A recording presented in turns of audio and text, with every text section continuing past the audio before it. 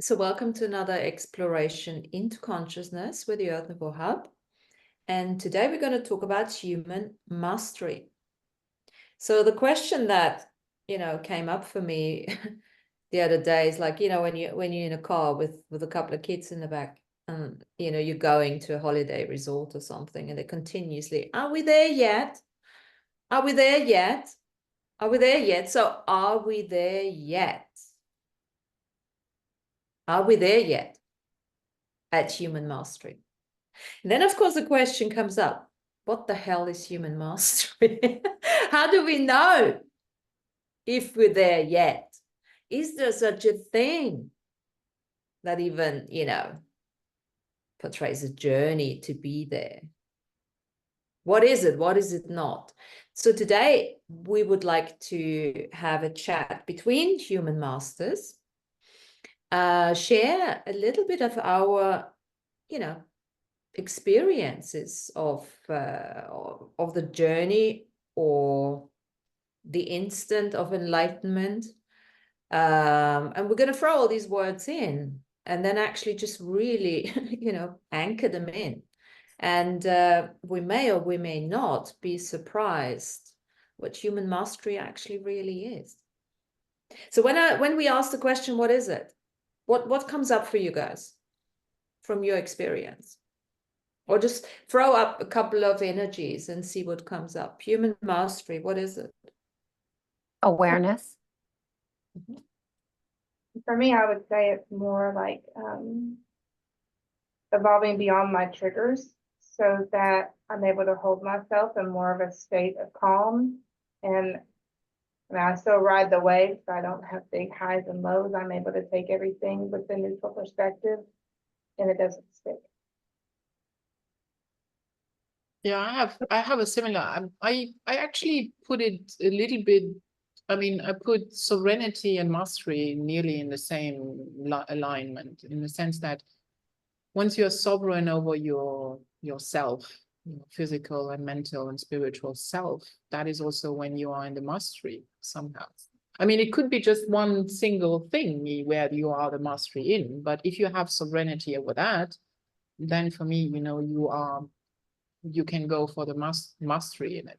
And just like Jen said, I noticed, and this is something that I have experienced over this trip as well, is that I open myself up to the energy, looking into it, and then seeing how I'm faring with it. And although I still have this more explosive personality sometimes, I know now more how to regulate that and then notice also the slight differences in things. And that is something that I think for myself, my mastery, I'm evolving on that.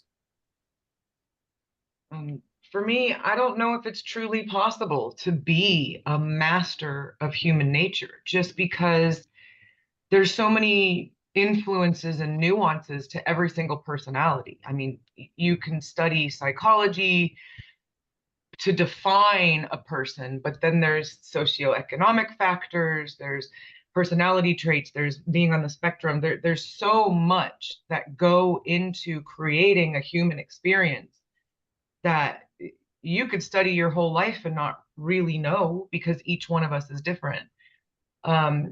Bringing it down to the level of ourselves, we can truly know ourselves and how we might react in a situation, but until a situation presents itself that tests our limits, we might behave in a way that we didn't expect. This is an extreme example, but I often think, well, am I capable of murder? I'm going to say no, because me inherently, I'm not capable of murder. I couldn't pull that off. But what happens if you're put in a situation where you accidentally might kill somebody? Like you don't know how you react. Anyway, I don't know if that's what you're looking for, but that's what I think of when I think of human mastery, is that I think it's quite impossible to master human nature. Mm-hmm. That's a very good point. It's a very good point. And that's why I think it's a good idea to actually look at what mastery is. Because you know what, from my perspective, it's actually that unbiased, we had emotional balance, what Jennifer was saying. And I want to throw in that unbiased judgment, where, can a murderer be a human master? And as far as I'm concerned, I want to say yes to that. I want to say yes to that. As you say, because the circumstances are never clear. And also it very much depends on human mastery. For me, is not something that happens in one lifetime. That's a process of progressing from one lifetime to the next to get to a place now where, you know, even if somebody calls themselves enlightened, I mean, I never used words like that. But if I have to, am I an enlightened person? Yeah, from an emotional stability perspective, I'm certainly more enlightened than I ever have been. From a place of non-judgment, serenity, equanimity, all of that, what you guys are saying is definitely a level of mastery in that. Tanya, what is for you? What comes up for you when you say human? So, you know, I think it is a continual process. You know, we're always mastering something and then leveling up, right? And so I look at my own journey over the years and see how, you know, I would go through a certain learning and feel like, wow, I'm so enlightened, I know so much. And then all of a sudden something happens and you're like, oh no, I don't know shit. You know, you get that smackdown, right? And then you go through another phase of learning and growing and awareness, right? And then all of a sudden you're like, yeah, I've done it now. I'm so enlightened. I'm a master at it, you know, and then you get the smackdown. Oh shit, I don't know nothing. Yeah. So for me, it's a continued journey of awareness, of choosing how to act instead of react, right? Awareness about what's going on in your body, what's going on in your emotional space. Where is the chaos? You know, and just to get back to Jody's comment for a second about murder. Hey, if someone was trying to kill me, I would have no problem, you know, defending myself. That, you know, I'm a warrior. You know, I'm not I'm not a cage fighter or anything like that, but you know what? You tackle me, you're gonna get the bull's horns for sure. But that being said, I think being a master is the ability to create your own reality so you're not confronted with that kind of BS, right? It's like I can walk down, you know, hear all these kind of things about San Francisco. Oh, it's terrible. There's homeless people and there's crime. And you know what? To me, it's my home that I've lived here for, you know, for 30 years, but it's also, you know, my community. And as I walk down the street, I hold my own energy of reality. So I don't typically bump into the weird stuff. You know, everybody's friendly and you know, it's like with each step I walk, that intention of being able to be loving and create community in a place where there's so many different types of people, so many languages being spoken. And you know, you walk downtown to Market Street and you'll see people from all over the world here, whether they're tourists or whether they're residents, whether they're just visiting for the day. And to be able to be a witness, right, to the human experience, to feel the emotion in the body, to feel the feelings, and just to be present and aware of being in your own energetic space, but dancing within all of these different spaces that you walk through or you live in. You know, being open to learning from other people. You know, I think we're learning things daily.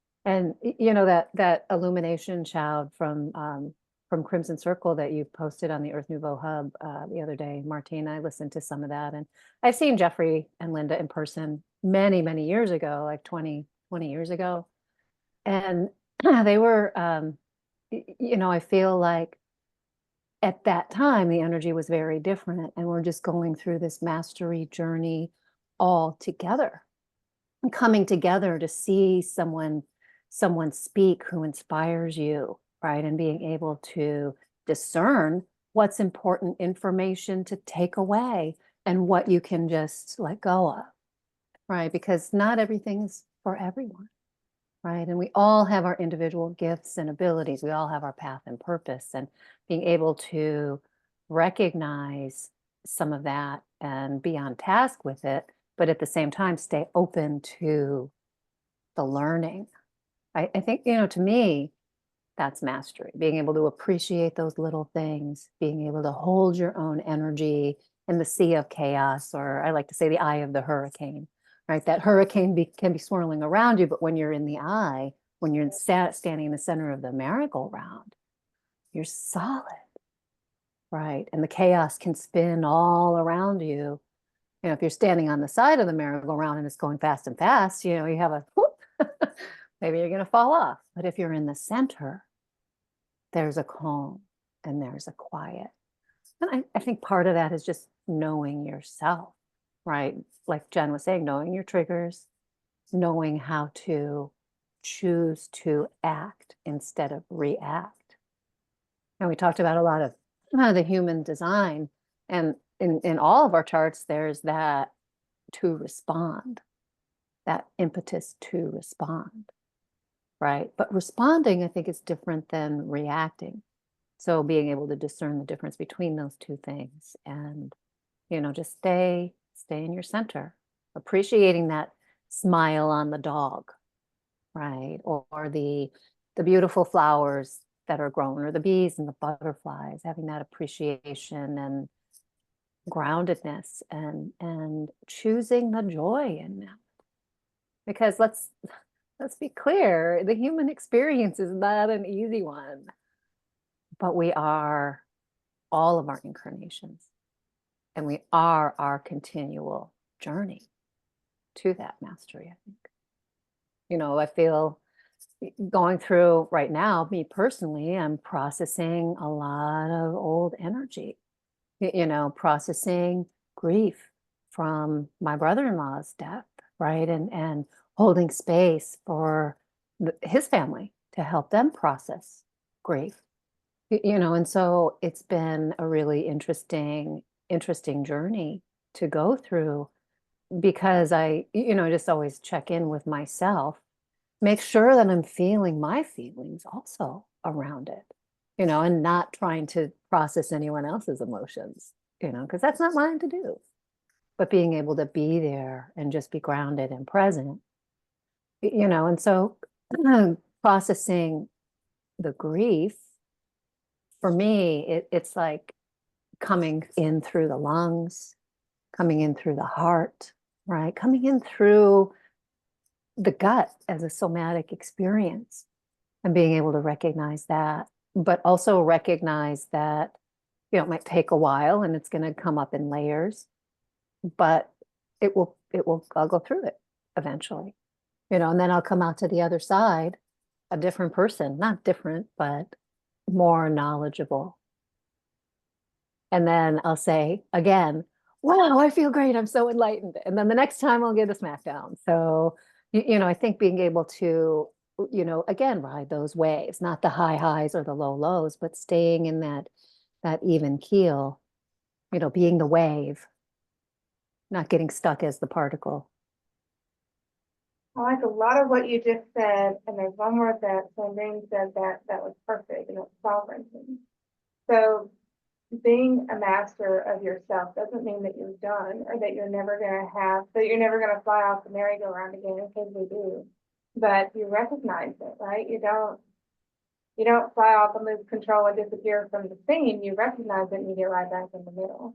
And when you really do understand how to hold your sovereignty and be comfortable in your sovereignty, then people don't trigger you anymore very easily. I don't avoid my triggers by any means, but I can identify them much easier. And because I don't react, I don't give my sovereignty away to that person that's triggering. Like I hold it to myself for me to figure out how I want to respond to it.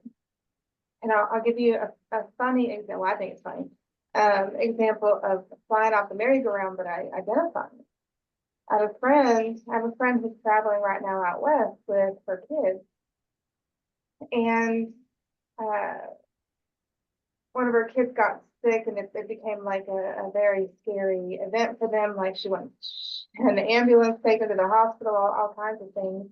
And she asked me to look into it. Of course, she's a very psychic person herself, but I looked in on him and I told her what the hospital was going to say, and that, you know, he was going to get discharged, get the spine. They were going to give him an inhaler and a steroid and not worry about it. And then I kind of like pulled out of that, and I was just doing my dishes and getting my house ready for me to go to bed, getting my coffee set up for the morning and stuff like that. And all of a sudden I became overwhelmed with fear that there was like some Jason Voorhees figure getting ready to come up to my back door and break into my house and like kill me in my sleep. And like I felt that fear rise in me, and I was like, well, this isn't me. Like, I don't do this. What is this? Because I don't ever, it was like Tanya said, I have a very different experience of the world than most people. Not because I have my head up my ass or in sand or whatever, but like I don't expect to see the worst in people. So I don't see the worst in people. They don't show me that side of them. They show me the best side of themselves. So I don't ever really feel in danger. I don't invite it. I don't go to bad parts of town at 2 a.m., but like I just don't invite it. So anyway, I don't usually feel that kind of fear or have that kind of paranoia. And so I looked at it like, what is this? And I could feel like these entities trying to like push that fear into me. And I was like, oh, like they went through some old like ghost town going through Texas, and they picked up some oogie boogies, right? And these oogie boogies are hovering over them, making Vincent sick and getting them all afraid. And they were trying to project it onto me. And I was like, oh no, I'm not your girl. So like I pushed that out of me, and then I started to clear it out of them. And like the bargaining that they were doing was really funny once I stepped outside of it. But having that instant awareness instead of like sinking into the fear and going and checking my back door to see if Jason was out there with a hockey mask, you know, like, I don't know. For me, it was funny. I laughed about it after the fact, but it was just kind of that moment of, what is this? And to me, I didn't succumb to it. I looked at it and then I realized what it was, and I declared my sovereignty against it. And I was like, no. So that felt good to me. And then I have a funny story to tell people about it later. You know, I love what you guys, the way we kicked it off, because, you know, I think for people who have no idea or have never done any work, any clearing or self-development work, human mastery is not connected to energy for them. Because human mastery is usually considered successful career, certain financial you know, background, safety, security, that kind of thing. That's human mastery very often for people that haven't looked at anything else. But in actual fact, human mastery is energetic mastery, because, you know, humans are not just, in fact, humans are spiritual beings, are soul beings, first and foremost. So the energy, the frequency, all of that, what you guys were talking about, and that's actually something that, and I, you know, when I look at human mastery, you know, I would have not looked at that, I don't know, 20, 30 years ago.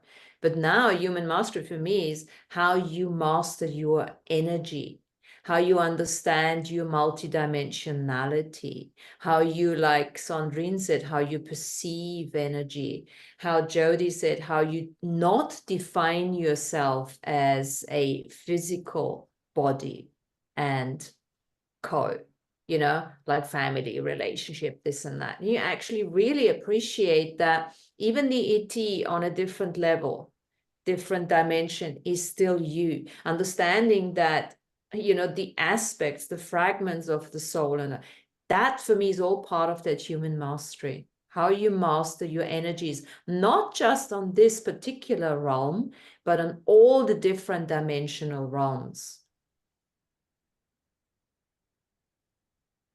No, well, and then you can just back up a second and say, okay, that How did you do that- this? That's so good. That sounded so real. I love that. I used to do a lot of tape editing, and when you wind it back. So winding it back for a second, I think that we would have to define mastery for each individual, right, in each time. So I think what you're talking about, I think we're on the same page here, where we're coming to an awareness of our multidimensional beingness, right? Being able to see those parts of us and connect with those parts of us in multiple dimensional realities. And as we teach in Reiki, you think about like a Reiki master, right? And the word master, that connotation has a meaning of expertise, right? Sometimes when you think of master, you think of someone who's put many years of study into something, and now they're an expert on that topic. But I think that you can go and be a master, in one space until you're ready to evolve to the next space, right? And then you become a master in that energy space. So I think that continual journey, it starts with awakenedness and awareness, and then moves through a lot of different phases to get to where you are now, or where I am now, or where Sandrine or Jen or Jody is. We all have a different level of awareness that makes us masterful in our own right. Picking up on what you just said about, people becoming a master in a certain area because they have studied so much. For me, this is what even society and what have you not, civilization has all been about, right? In effect, like you evolve into somebody because you are either you're becoming a master because of your teaching, because of your education, because of hard work. But then still, the one that has like the 3 titles of doctorates is considered more of a master than actually the carpenter next door who's just doing the most fantastic table that you can ever see, because he's a master in something completely different and he works with something completely different.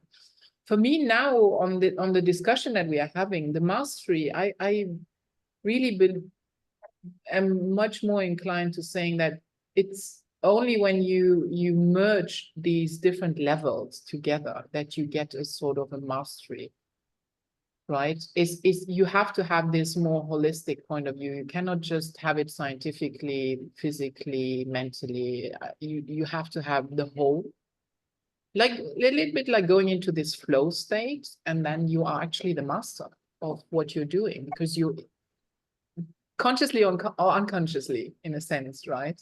Sometimes when you're in the flow state, you actually don't know what you're doing. You're just in it. But what comes out of it, is when, let's take example of Martina currently, exploding with color. Painting. Yes. I'm like, no, somebody found a flow there, going, touching this canvas and doing stuff with it. I'm like, I see what you're doing. So she's in that flow currently, is she mastering it?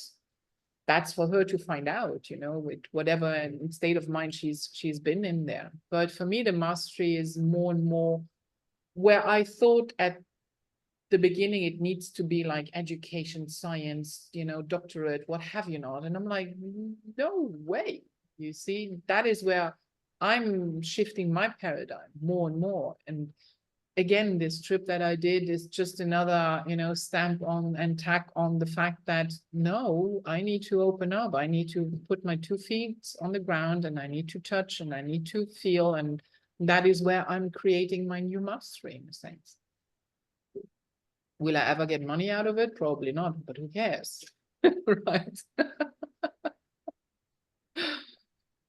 it's not about that, we all know, but it's just very fascinating to actually, go through that. And also then sharing this with people that you notice are on the same wavelength. In the group where I've been in, there is somebody who's a psychic. And I have to tell you, I was standing next to that person and I couldn't deal with that energy. Oh, go away. Because it was like, no, I have no idea. Maybe, something is really wrong there. For me, she's a phony, but okay, let's put that aside. All respect to what she's doing. But okay, for me, it was like, no way I would ever have a reading done with that person. So yeah, very, very, very strange, but okay. A mastery in a different sense.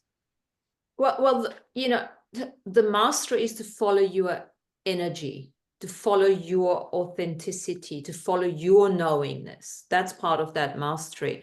That doesn't mean that it doesn't work for somebody else, but it doesn't work for you. And this is where that unbiased, judgment comes back in here, where, having that. I don't know where I heard this the other day, because we always, remember the word judgment, non-judgment. That's something, discernment, but not biased judgment without bias, because we're judging every time we say something. But there was a new level that's come in for me. It's actually, I can now relate, because I always look at the energies of a word. I can now relate non-judgment the way I know, as not as an allowance of whatever people are choosing. I can now look at that as compassion. Because I never knew how to, what does compassion really mean? When you are in a state of allowance, then what is compassion? But now I heard somebody say compassion in connection with non-allowance, or with allowance. And I'm like, yeah, that makes a lot of sense. There is a compassion as a master you have, and it's very different to empathy and sympathy, where you still sort of entangle, like Tanya said in the beginning, you always got a question, is this my energy? Like Jennifer said, is this my fear or not? That kind of thing. But the compassion is a level of allowance where you, again, there has to be that mastered understanding of, this is not the only lifetime, and whatever people are choosing, they are choosing because they need to remember certain things, they need to learn certain things. And also the other thing, because talking about remembering and learning, it's like my experience at the moment where I'm bringing those paintings out. That for me is a level of mastery, not because they are so fucking fabulous, but because I'm allowing myself to bring forth whatever wants to come forth. And it's almost like, I have certain rules, what wants to come through, otherwise it would be impossible to paint even one. There has to be a certain structure within my shards and everything. But there is no judgment in that. There is compassion for every single picture that wants to come out, from the mastered understanding that this is part of my soul that wants to remember parts of who I used to be. And those parts and shards want to come forward now. They want to be seen too. So that mastery for me is like in the beginning when we talked about, having to be seen, having to be heard. It was really literally coming on the show, speaking, allowing your voice to be heard, not hating your voice for what it sounds like. And now it's almost like giving voice, giving space, giving expression to the shards that coming through us. And that is a kind of mastery for me, because it's a space holding for the unseen that you allow to be seen through the remembrance and through the expression. And with all of that said, because you want some people, there's all this multidimensional BS and fragments, and what does this mean, and all of that. God, where do I go with this? What, for me, mastery, what I realized, especially over the last couple of months, is I don't think, I mean, I've always been a very grounded, down to earth person, but I don't think I've ever really enjoyed myself as much as I'm doing now. So lots of people, human mastery, oh, well, you have to be floating and you're better than everyone else. It's absolutely not my experience. It's literally the opposite, where you just, the mundane is becoming exciting for you. There's so much content. There is so much joy in doing so much less. How do you, what are your experiences with that? Becoming more human, becoming more human. So it's almost like I want to flip this over and say to people, what if you have not been human before? I mean, the greatest poetry is done by 3 words. It's when you strip off everything and you look at the essential, right? Same for pictures, okay, and same for paintings in a sense. And for me, what you were saying right now, it's just poetry came immediately into my mind, because, you know, some of the best poems are actually, you know what, 6 lines long, and they are about the most mundane thing that you can think of, you know, leaf falling down, or, you know, like nearly all of the poems of Mary Oliver are just about a grass blade or a dog or a duck or a beetle. But it's this mundaneness where I think where actually the whole mastery lies in, you know, it's the mundaneness. It's the simplest of things. It's the dust speck that is right in front of you that also needs your respect. And that is something that from this trip I took on as well, is this respect to many things, the respect to whatever is in front of me. Although that is where I still need to, you know, find my mastery, because sometimes I'm just like too, you know, too controversial about things that aren't right in front of me. But yeah, it's this respectness, and that, as you also mentioned before, this allowance and the compassion. So that is where, you know, this comes more and more into play, I believe. There was So- a commercial that I saw last night, and this just kind of goes into respecting all of those things around you. I can't even remember what it was for, but it started out that we, as a human species, you or me, you know, that it was directed at the same, you are, right? So you are made of all of these things around you. Right? You're made of cosmic dust and dirt and sand and energy and those things that you've eaten over the many years, and the reading that you've done, and all of these little things go into making a human. You know, and the dust of our ancestors, and having a compassion and respect for all of those things that have come together to be you, me, you know, is just thinking about it that way. It's interesting and vast, and having that, you know, going back to that phrase, I am that, I am, you know, I am that, I am that, I am that. I am you, and I am you, and you are me. And when we get back into that space of unity, it's easier to have that compassion and respect for everything around you, the particle of dust and the dog walking by, and you know, the stones and the water and the shells and the, you know, just everything, inclusively everything. There's a knowingness, I think, that happens when you have that compassion and respect for those energies around that are you. You know, and I think that knowingness, you can know it here, knowing something here is different than knowing it here, Mm. right? It's like once you know in your heart the truth of something, that adds to another layer of energetic mastery, I think. Or knowing it there where all the moais are pointing at. In your gut. There are legends. I have watched a lot of Ancient Aliens, and of course, a lot of that's, conjecture and whatever. But there are stories and legends about the Moai, the people who, have that oral tradition about the eyes of the Moai, that at one time they were as like remote viewing windows.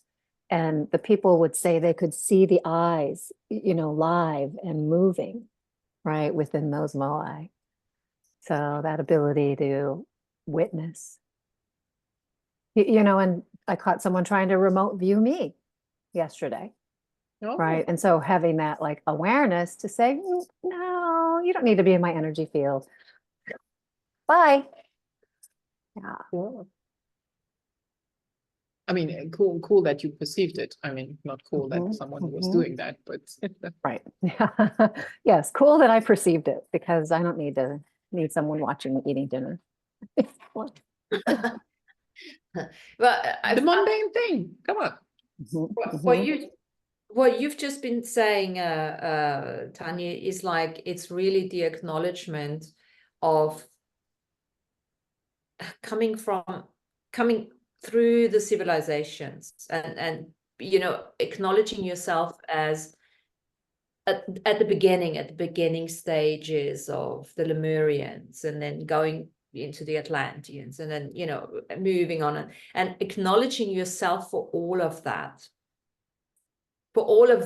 that we used to be and that we have become, for all of that, how our bodies have changed.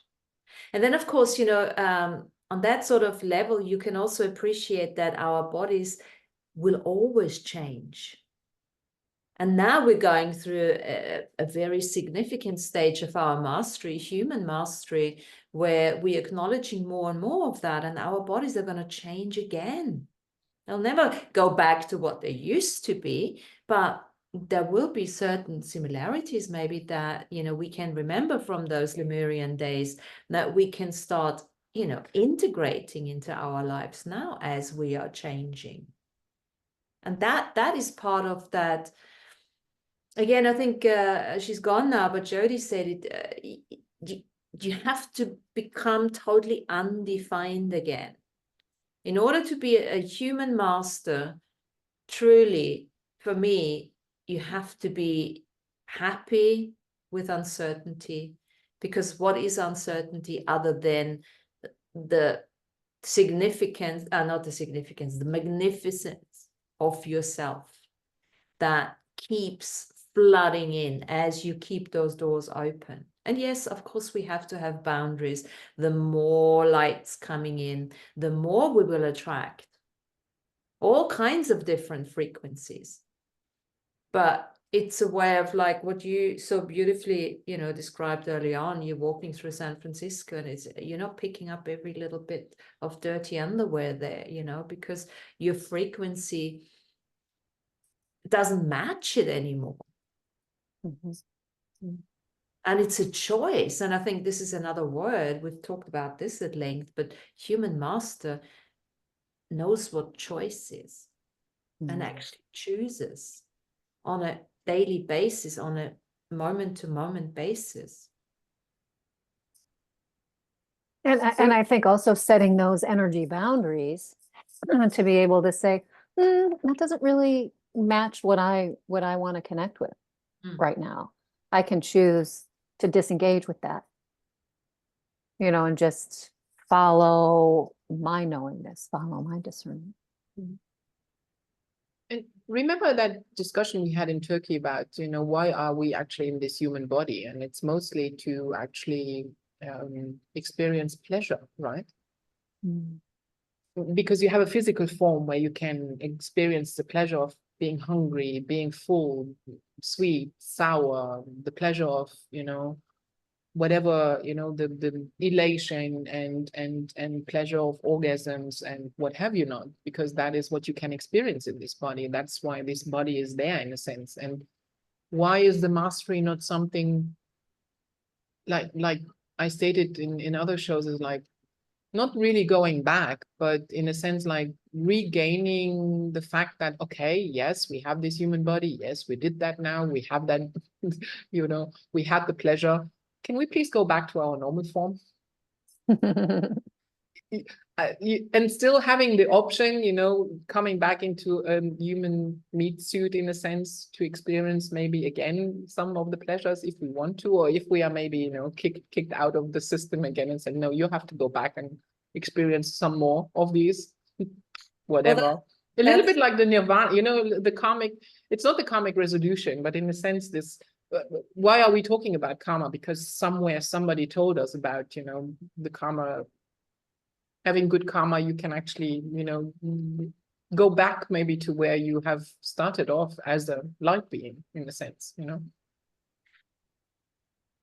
There's two things. First of all, you're making a brilliant point here, because that's part of human mastery. To be able to consciously leave your body, to be able to, at some stage, to be able to consciously, even if you decide no longer to reincarnate with the body here, to come in, to just borrow a body, for the amount of time that you're going to be here. You can remote viewing on a completely different level. All of that is available to human masters. And I think the thing that I did send you, the channeling of Adamus, he was talking about March the 23rd, I think, what is the Heaven's Cross? I think he called it the Heaven's Cross. And that was part of it, was where, he calls human masters the realm walkers. The realm walkers that have actually prepared the other realms for the earth to accelerate and to ascend and all of that. And also, I mean, I definitely, can relate to myself as a realm walker. And this is one expression. Another expression we used to use for that was celestial mediumship. Now, for anyone who is familiar with that, realm walker, celestial mediumship, we're not going to go into this now, but it's time to acknowledge yourself as that, because you are already doing that. And part of this human mastery is to acknowledge that, to really acknowledge that. And then, of course, the other thing for me as a human master, I'm aware of the fact that all those versions of myself, or the parts in the other realms that are now choosing to come in and live in this new earth, they will need to be educated on what it's like to live on this earth. So when we talk about we are way showers, we are, teachers and all that, we are that, but not necessarily just for the people that are in body here. And this can be confusing to people, because some people think, oh, well, why am I not a teacher? Why am I not a spiritual teacher? Why am I no longer even wanting to be on shows or talking? Because you are no longer just that. You actually, as a human master, you have mastered human physical life, and not just the joy of it, but all the difficulty of it, so that we can now be the examples and the teachers to those that are coming in. And it don't necessarily have to just come in through the birth canal as youngsters. So you don't have to become a doula or working with children as such. You actually work with those shards that are already here in different forms. They could be, an animal, they could be in the mineral, and it doesn't matter. You're working, Tanya works with crystals. So yes, she is a teacher to those shards. That's maybe not the best example, because, we all consider crystals being of a different But this is the thing, the human master doesn't make a difference. Yeah.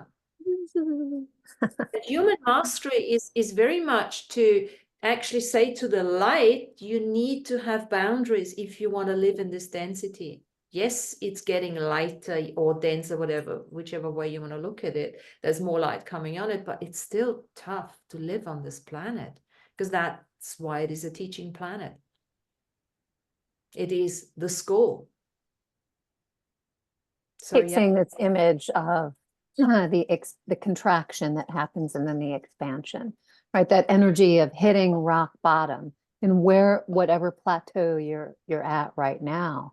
And just this energy of, when you jump down from something or when you fall, you kind of have this kind of moment of contraction with the gravity. But then there's also the inertia that allows you to spring up from that contraction. So it's a continual movement, I think, of, maybe 1 or 2 steps backwards and 3 or 4 steps forward, and then just this sort of like bouncing back and having the courage when you're at that rock bottom place, having the courage to use that inertia to propel you into whatever the next thing is, but staying present at the same time, right? Not worrying about, oh, what's going to go on 20 steps from here, planning for possibilities, but staying present in the now moment and reaping what you've sown, acknowledging what's working, what's the wheat, what's the chaff. We're going to get rid of that chaff and hold on to that wheat, hold on to those kernels of purpose and passion and compassion, right? But also discernment, right? Is this, am I springing this way, or am I springing this way, or am I springing this way? What is the best way? So having the action to feel that down winding, to hit the ground, release what you need to release, and then use the inertia to boom, bounce back up. I think about my journey over the course of my life. And yeah, there have been many times where I've been, really, really in a space, a depressive space that's down, really, really down. And then the familiarity of that can cause you to stay in that space, in bed with the covers over your head with ice cream, right? I think having the courage to work your way out of that is mastery also. Absolutely. I mean, and that's action. Action. It's a very human mastery term, action. Because there's no action necessarily in other realms. That kind of action, that continuous growth, that continues getting yourself back up again, that is human mastery. So, if I ask now, what kind of experiences would you like to share, just one that, or summarize the experience like you just did actually.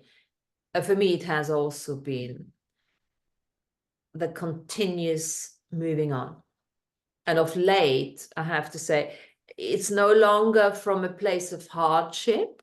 It's no longer from a place of survival, but it's still a place of moving on, letting go.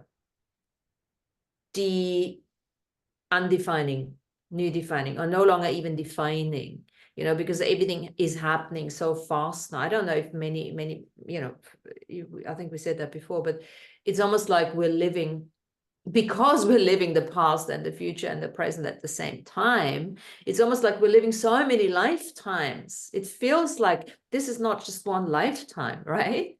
so many lifetimes, so many different things. There, I'm a writer, now I'm an artist, now I'm a healer, I'm this, I'm that. And it's confusing. And some people will say, oh, well, you obviously, this is shambles. You're none of that, really. And well, yes, I am. Just because I'm very fast at it, you know.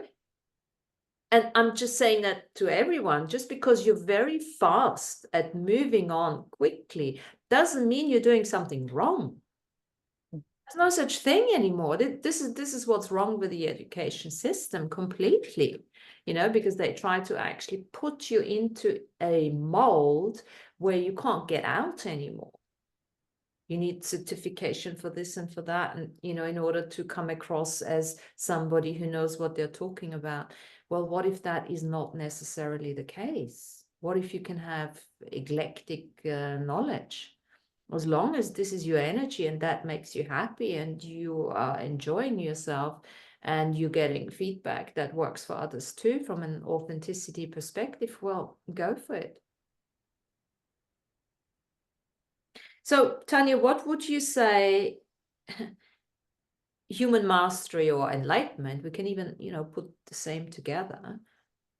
What is it not?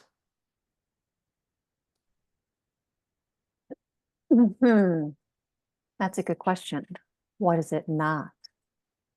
I don't know. Maybe it is everything, right? Being able to acknowledge all of those little things, the times where you were a real jerk to someone, you know, being able to admit that and say, oh gosh, I could have been better in that moment. I could have been a better person. I could have been kinder, more loving, more compassionate. But then being able to, I think if you didn't call yourself out on a situation like that, if you just said, oh, whatever, you know, I'm not going to be able to say, oh, wait a minute, why did I act that way? Why did I react that way? You know, what in that situation, you know, caused me to be an ass? Instead of just not reviewing it, not acknowledging, right? Not even having the wherewithal to say that, oh, I could have been kinder to that person. I mean, I think maybe that's not mastery, when you're not checking in with yourself. So human mastery is not perfection. No, not perfection at all. But it's an awareness and acknowledging, right? I love how difficult it is for Tanya to even come up with looking at it from that perspective, because you are so focused and forward thinking that, you know, it's so interesting, you know, it's very interesting. Yeah, I mean, what is think it's not towards thinking that it's almost difficult for you to give me an away from. You know, it's fascinating. The question is, Sandrine, what is mastery, human mastery? What is it not that people might have thought? Oh, yeah, no. It's What certainly not perfection. Yeah. Far from it. Perfect. Yeah, it's not perfection. There's nothing to do with perfection, because what is perfection? Exactly. To which, you know, when can you say that something is perfect? To which, what is the scale of comparison? You know, I mean, the Japanese have made a mastery out of non-perfection. Kitting, you know, there is one ceramic bowl that broke and now they are making a new thing out of it and it's perfection. No, it's completely glued up, but it looks perfect again.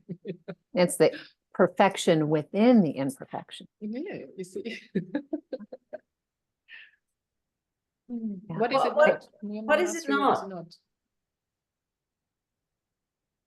I mean, not lots of bullshitting people yourself. in the beginning of the journey, when I first looked at spirituality, because I never did spirituality, I still actually don't do it from that perspective. I always do self-development.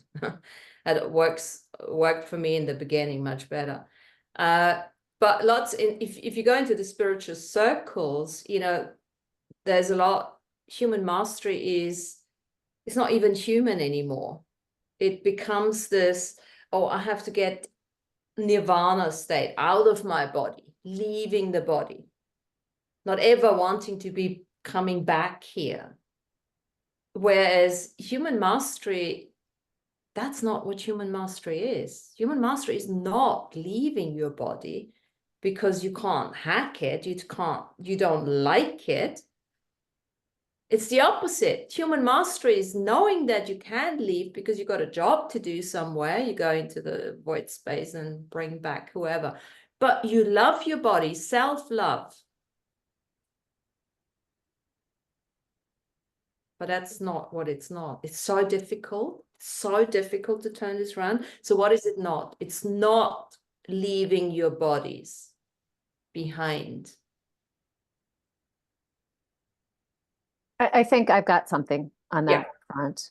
So, when I was working in corporate and didn't really like my job, I was looking for other jobs. And, I had already been a Reiki master for a while, and I've been doing healing, but that kind of went to the wayside when I was working in the corporate space because I just didn't have the energy or, the desire to, there was more recovery happening for me during the downtime than there was time to do healing.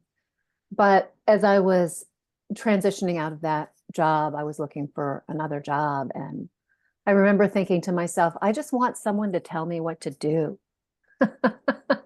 And then I thought, well, wait a minute. I'm someone. I can tell myself what to do. I know what's good for me and right for me. But I think handing over your power to another authority because it's easy, that is not mastery. Yeah. Saying, oh, I want someone to take care of me. Right. I was talking to a client yesterday who had just been traveling and was around a lot of very supportive women. And he said something I thought was interesting. He said, it was really nice to be cared for in that way. And in that moment, I was thinking, yeah, I felt that way in the past, where I just wanted to be taken care of, right? And having that equal exchange of energy of being able to receive the love and nurturing, but also give the love and nurturing. I mean, I think that's a healthy relationship. But wanting to be taken care of is, in a sense, giving away some of your power to care for yourself, to acknowledge what your needs are, to acknowledge that you can give and receive. So I think that takes us out of our mastery when we're just blindly following the rules, when we're blind instead of questioning, why is this a rule anyway? Why can't I sit on these stones? Why can't I touch these stones? Why can't I be an energetic part of that physical touch that also inspires the whole of our energy? Why is that a rule? I mean, I understand why they made those rules, right? But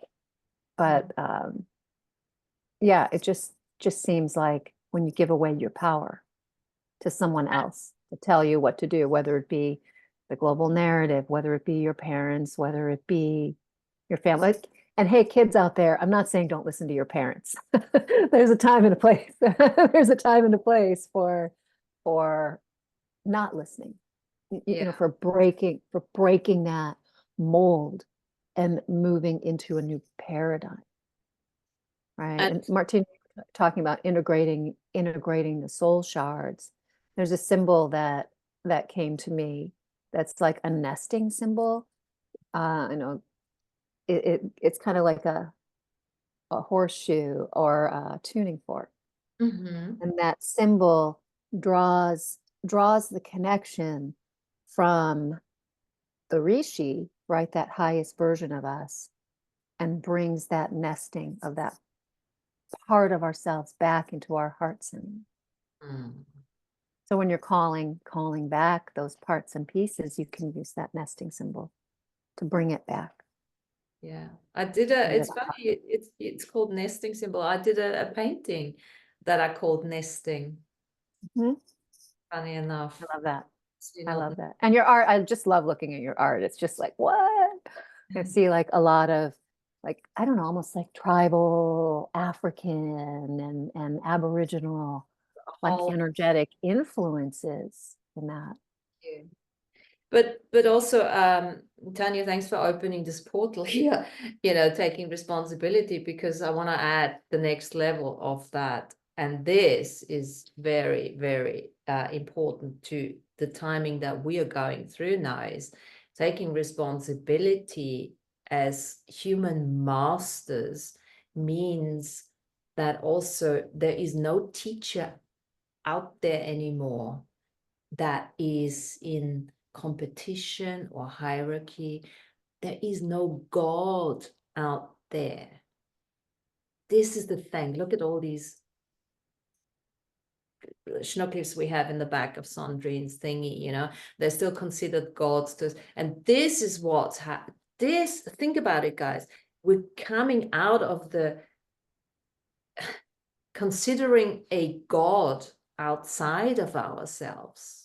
All of these gods that we, through generations and civilizations, made into gods, that's falling apart. The human master doesn't do gods anymore, doesn't do religion the old way.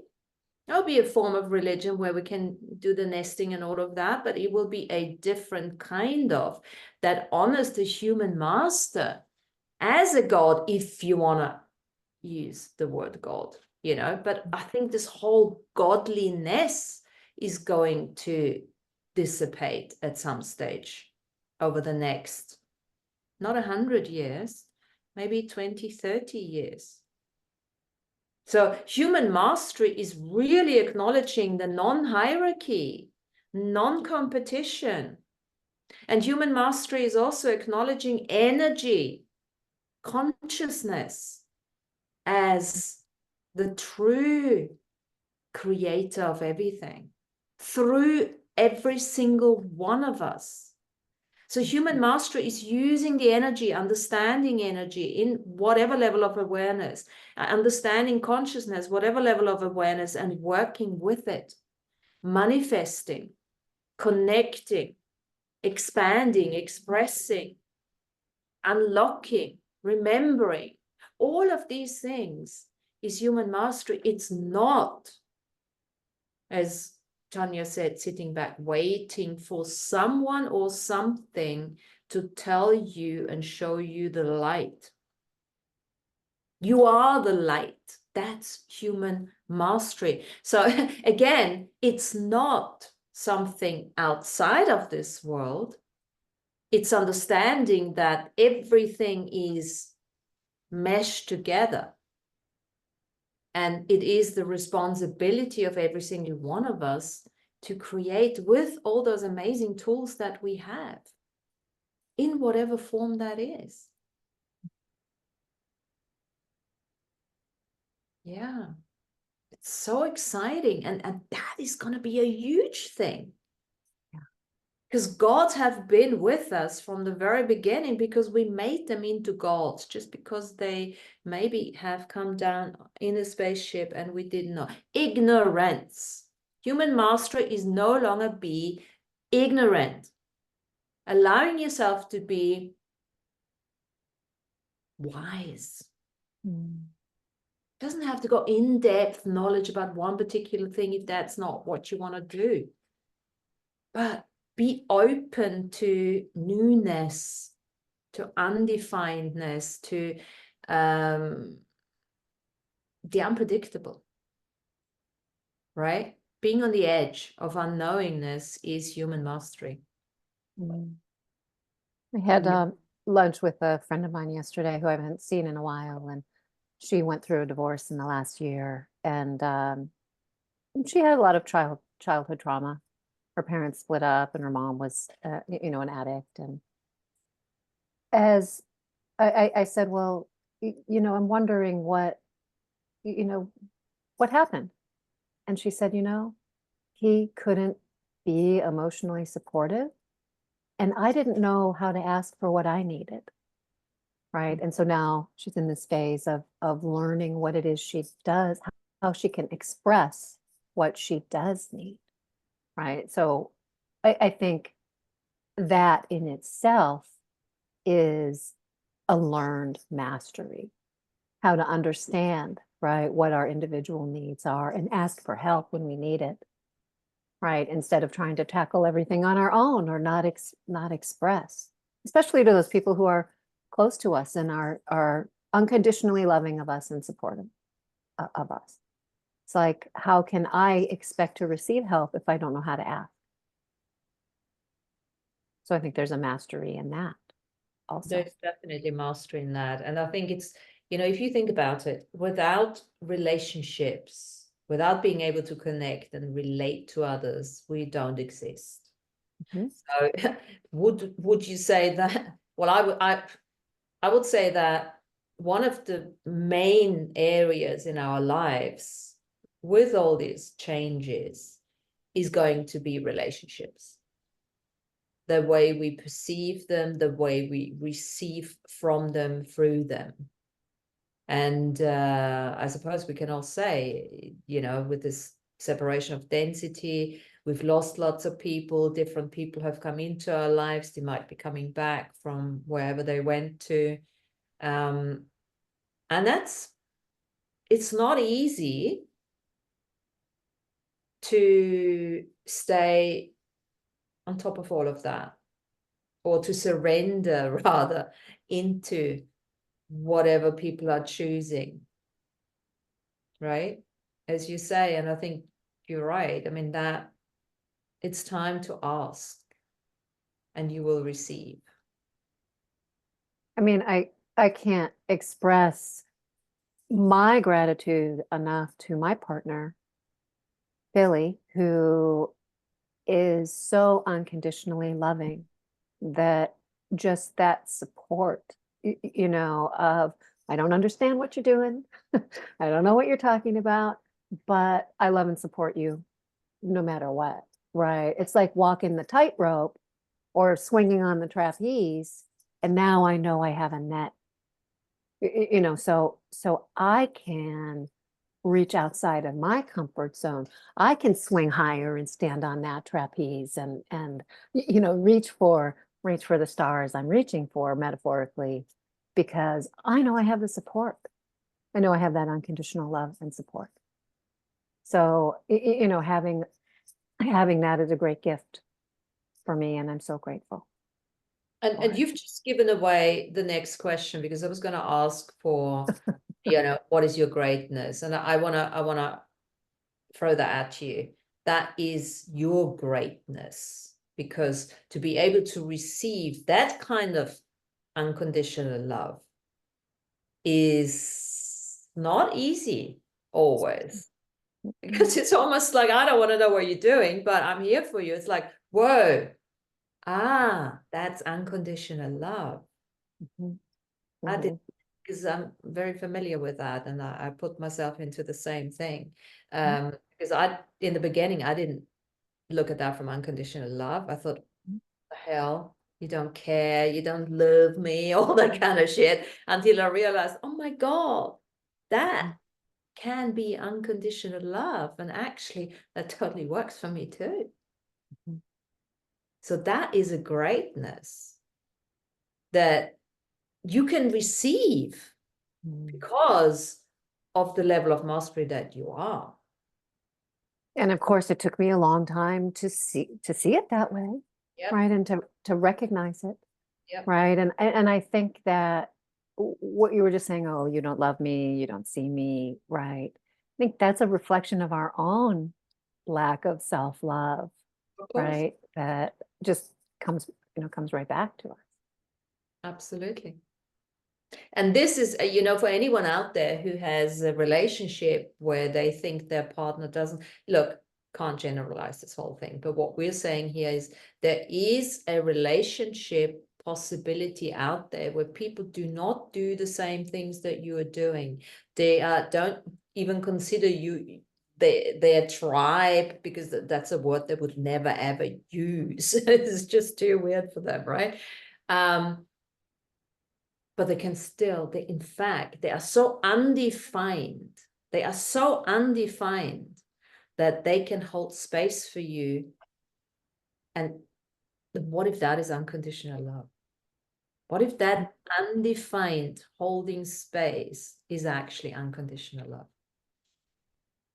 And The way you describe that is my friend Jenny's husband to a T, and she gets hung up sometimes that he's not on the spiritual path exactly, but he never gets in her way. He does hold that space. And so when she sees that, you can see her frequency shift. So without him even knowing that he's doing that, he's doing it. It's a beautiful. would you then say that this, I mean, I always have a thing about this, you know, oh, he or she completes me, it's my soulmate and what have you not.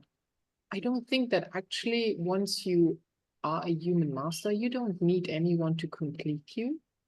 You stand on your own, right? And that is where the unconditionality of loving that person or giving space to that person comes from, is that the acceptance either from your side or from their side towards you or you towards them of this unconditionality. Because they can be their own in their own right, and they don't need like a soul companion, you know, or you are completing me, you know. The completeness can come in a different way, you know, but more on a not on the mastery sovereignty level. Absolutely. I mean, if you know, if you have a very good handyman, I mean, he's completing you if you have two left hands. I mean, that's for sure. In a sense, right? I mean, Well, that's where we change the word completeness to contribution. mm, Mhm. You know, mm, you have your incomplete completeness. You're always complete within yourself anyway. Once you balanced yourself out, you got your left and right, your male and your female sorted, and they're all working nicely together within yourself. Then there is a completeness within you, and then everything else that is a preference. He might be making more money, you're not, so he's looking after that. Or he's the good cook, you don't like cooking, you know, that kind of thing. So there is like you're contributing to each other. Doesn't mean that you can't do everything. You probably have done it anyway, like in our case, you know. But now it's like, no, it's a choice. I'm complete without that, because I can just go and get my food somewhere else if I want to. But if you want to cook for me, well, that's great. How does it get better than that, right? Contribution. Yeah. I would add co-creation as that. Like Co-creation, yes. but you choose to Co-creation, co-create together. absolutely. Collaboration. Yeah. Now, just talking about this male and female completion, I've had in the last 2 weeks, I've had 5 eggs with 2 yolks. 5. And I looked it up. What's the metaphysical meaning of 2 yolks in it? There's obviously, you know, in the real world, no. There's one thing where they say that apparently the hen is not mature enough or something like that. That's why it happens. But then, you know, from a metaphysical perspective, if you look at it, it's like the male and the female balancing, you know, that kind of thing. the market in my market in Myanmar, the egg lady always told me, take that one because that one has 2 yolks. I have no idea how she knew that, but it never had 2 yolks. And now I always go back to her and I'm like, it didn't happen. She's like, cannot be. 5. And she absolutely wanted to give it to me as a good luck symbol, you know, in the sense like, take that one that has 2 yolks. I'm like, okay. I went through that, Martina, a couple years ago, where for 2 weeks, every egg that I cracked had 2 yolks. Really? Yeah. I mean, I have to say Cool. those are totally organic from not from a market, not from a supermarket or anything like that. And I was like, one week I bought some and they were so tiny. I'm like, oh, come on. Felt done by, you know, tiny little eggs. And then the next one I got, and it's like totally made up for it. It's like 5 different. That's amazing. How does it get better? That's another thing. Human mastery. Look out for synchronicities. Look for the signs. It's so exciting, right? Somebody would say, okay, well, whatever. No, you got to look it up. What is this? Why is it happening? Make a story out of it. Make it joyful. Find the joy in the ordinary. Maybe that's not that ordinary, but make the ordinary extraordinary, right? I can play on words there. Yes, find the joy in every little moment, because what's the harm of it? You're gonna make yourself happy. You know, like you're not there's nothing that can be wrong about finding the joy and the magic in every little moment. As Tanya was talking a few minutes ago about mastery, I was thinking about like what stops people from feeling like they're a master. And I think a lot of that is that fear of judgment, that you're being egotistical. I mean, for one thing, you don't have to tell anybody that you think you're a master. You don't have to tell anybody anything that you don't want to tell them. But to me, there's a humility in realizing that I'm a master, because it puts more responsibility back on myself for what I expect out of myself and my behavior. So it doesn't have to be an egotistical thing. I'm not saying I'm a Dharma, you know what I mean? By calling myself a master, I only identify that I'm a master of myself, and I'm responsible for my own behavior and how I choose to show up in the world. And I choose to show up in the world, finding the joy in the little things and not interfering with anybody else's experience or stepping on their free will. So a lot of it's just how we look at it, but giving ourselves enough respect and appreciation for where we are, and then taking responsibility for who we are and how we show up in the world. Another thing I would add to that. Totally. There's humility. The human master has humility, vulnerability, compassion, also knows what works for them, follows he or she, or whatever else people say now, follows the energy that works for them in order to be the contribution, the co-creation, the collaboration. Absolutely. And this is why we have done this. This is why we chose a topic today, to actually realize at the end of the day, well, that's really human mastery. It's not what some people think, that it's out there. You can have an understanding of the dimensions. You should have an understanding of the dimensions. That doesn't take you away from this earth. It just makes you realize that you are the one anchoring the energy. You're the one stabilizing the energy. You're the one grounding it in. And that's the job of the master. And we're all masters. Well, and just to be, I'm just thinking about those egg yolks again, and just to be in the human space energetically is duality. There's always the push-pull. There's the light and the dark. There's the masculine and the feminine. You know, we're working with so much of that energy, and that's just the nature of being physically incarnated. Yeah, befriending polarization and realizing that, you can be in two places at the same time. You can be Or more sitting than that. here. You can be sitting here talking to us, listening to us, and at the same time you're out there run walking, talking to Well, some. and Yes, in that multi-dimensional space, you know, that we're talking about, and the awareness of the way that we roll up, right, to our direct connection with the source, the radiant light, the womb of the divine feminine. I think that having an awareness of, you know, the soul, the oversoul, the avatar, the rishi, like all of those parts of us in different multidimensional harmonics contribute to who we are. You know, they are who we are. They're how we've come down through the dimensional realities to be here now. And there is a mystery in that.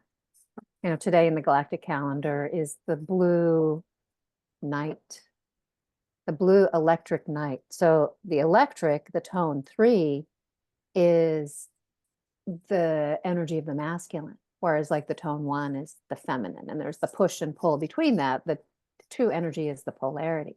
So now we're in this masculine energy of the night, the mystery, right? That great mystery of, yeah, directed by accomplishment, getting shit done. It's a get shit done day, I always say when I see accomplishment. But that mystery, it's undefined, right? It's not male or female. It's both, but it's more. And so acknowledging there's always going to be something that I don't know. There's always going to be something left for me to explore in this human state that I'm in, right? And I don't need to follow the science. I don't need to follow anything other than my own truth and discernment to be able to open up more fully to that mystery. And man, I'm never going to understand it. I mean, I might understand parts of it. I might be able to integrate, the unknowingness of that. I just kept hearing that song by Natasha Bedingfield, Unwritten. I am unwritten. I am undefined. I could walk outside the lines. And that's mastery also. Being able to have the courage to walk outside the lines and work with the energy that isn't proven, that isn't set. Having the understanding that as humans, we are, unlimited in a certain sense, but limited in other senses. But do we let that in the box thinking limit us more? Do we take the education we had, right, that streamlined us? I think of like kindergarten, and the German education system was really meant to streamline people into factory work, right? Stay in your lane, stay in your box, keep your head down, and you'll be fine, right? You won't be recognized, but you also won't be criticized. So looking at the fear that so many people have around that stepping outside of the box, that herd mentality. Yeah, I think mastery is living outside of that box.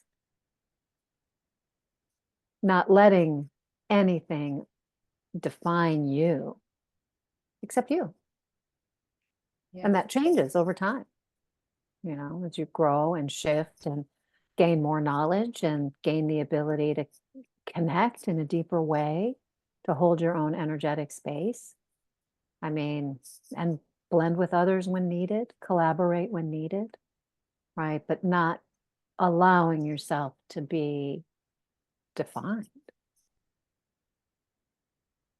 It's literally, it's time to flip the coin.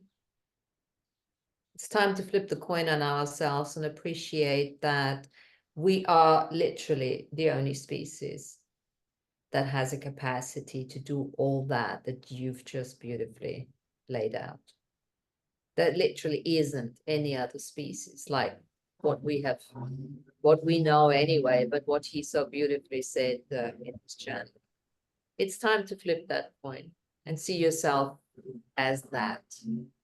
Every single one that has come to this planet in this particular time and all these times before has a greatness, has a warrior